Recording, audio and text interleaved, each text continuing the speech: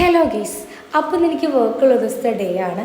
എനിക്ക് മോർണിംഗ് ട്യൂഷനുള്ള ദിവസങ്ങളിൽ ഞാൻ എൻ്റെ അമ്മേൻ്റെ വീട്ടിലാണ് നിൽക്കാറ്. അവിടെ നിൽക്കുന്നതാണ് എനിക്കൊന്നുകൂടെ കംഫർട്ടായിട്ട് തോന്നാറ്. സോ ഞാൻ രാവിലെ നീച്ചിട്ട് മോൻ്റെ കാര്യങ്ങളെല്ലാം റെഡിയാക്കി അവനെ സെറ്റാക്കിയിട്ടാണ് ക്ലാസ്സിന് പോവാറ്. 7:30 മുതൽക്ക് 9:30 വരെയാണ് ട്യൂഷൻ്റെ ടൈം വരുന്നത്.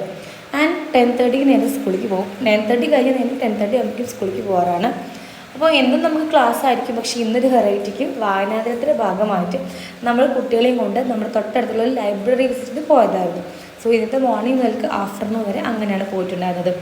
മറ്റ് ഫ്രീ പീരീഡ് കിട്ടുന്ന നേരങ്ങളിലും അതുപോലെ തന്നെ ഒരു ദിവസം നമുക്ക് 2 ഫ്രീ പീരീഡാണ് കിട്ടാറ്.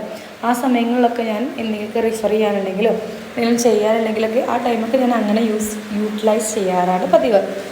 ആൻഡ് അത് കഴിഞ്ഞാൽ 4:30 ആയിക്കഴിഞ്ഞാൽ നമുക്ക് ക്ലാസ് ടൈം കഴിഞ്ഞു. അപ്പോൾ ഞാൻ നേരെ വീട്ടിലേക്ക് പോരും. വീട്ടിലേക്ക് വന്നാൽ ബാക്കിയുള്ള നേരം ഞാൻ മോൻ്റെ കൂടെ ചിലവഴിക്കാറാണ്.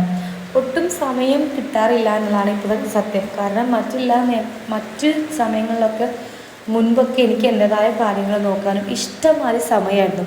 പക്ഷേ ഇപ്പോൾ ഒട്ടും തന്നെ സമയം തികയുന്നില്ല എന്ന് തന്നെ പറയാം. ഒന്ന് റെസ്റ്റ് എടുക്കാനോ ഒന്ന് മര്യാദയ്ക്ക് ഇരിക്കാൻ പോലും ഒരു നേരം എനിക്ക് ഉണ്ടാവാറില്ല. ക്ലാസ് ഫുള്ള് രാവിലെ 7:30 വീട്ടിൽ നിന്ന് ഇറങ്ങിയാൽ തിരിച്ച് വീട്ടിലെത്താൻ എങ്ങനെ പോലും ഒരു 5 മണിയാവും. വീട്ടിലെത്തിക്കഴിഞ്ഞാൽ പിന്നെ ഇവൻ്റെ കൂടെ ആയിരിക്കും ഫുൾ ടൈം. കാരണം ഞാൻ രാവിലെ മുതൽക്ക് എനിക്ക് അവനെ നല്ലപോലെ മിസ് ചെയ്യാറുണ്ട്. വന്നു കഴിഞ്ഞാൽ അവൻ്റെ ചിരിയും കളിയും കാര്യങ്ങളൊക്കെ ആയിട്ട് അങ്ങനെ പോകും.